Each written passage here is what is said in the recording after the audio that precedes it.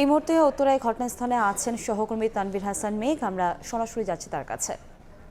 মেঘ, 4.5 ঘন্টা পর ফায়ার সার্ভিসের 12টি ইউনিটের চেষ্টায় কিন্তু সকাল 10:30টার দিকে এরপর একে একে ফায়ার সার্ভিসের প্রথম দিকে 8টি ইউনিট আসে, তারপরে আরো যুক্ত হয় 4টি ইউনিট।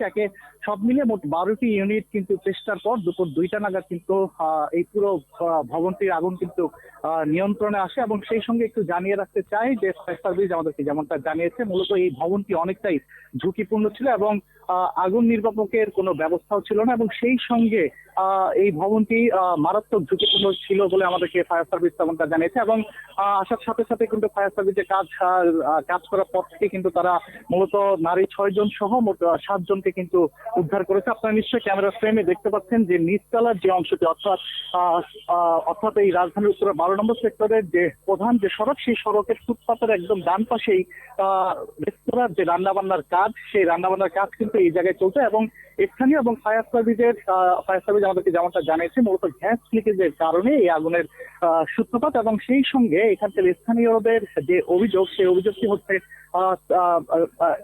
সেই অভিযোগটি হচ্ছে যে গ্যাসের যে সিলিন্ডার থেকে সেই সিলিন্ডারের তারা রাস্তায় যেখানে সেখানে ফেলে রাখা হতো, এবং সেই জায়গার এই রেস্তোরাঁর যে রান্না বান্নার কাজ সেটি কিন্তু তারা চলমান করতো। এবং সেই সঙ্গে আগুন যখন সকাল 10:30টার দিকে লাগে, ঠিক তখনই এই রেস্তোরাঁর এক কর্মচারী কিন্তু গ্যাসের সিলিন্ডার এই আলামত কিন্তু সরিয়ে ফেলার চেষ্টা করে, এবং তখনই কিন্তু পুলিশ কিন্তু একজনকে আটক করে। এই মুহূর্তে আপনারা দেখতে পাচ্ছেন যে পুরো ভবনটি কিন্তু পুরো দেয়াল কিন্তু কালোই কিন্তু ছেয়ে আছে, এবং সেই সঙ্গে কিন্তু আমরা দেখতে পাচ্ছি যে এখানে পুরো ভবনটি জুড়ে কিন্তু এখন পুলিশের তত্ত্বাবধানে রয়েছে। তো এখান থেকে আমার কাছে এই ছিল সবশেষ।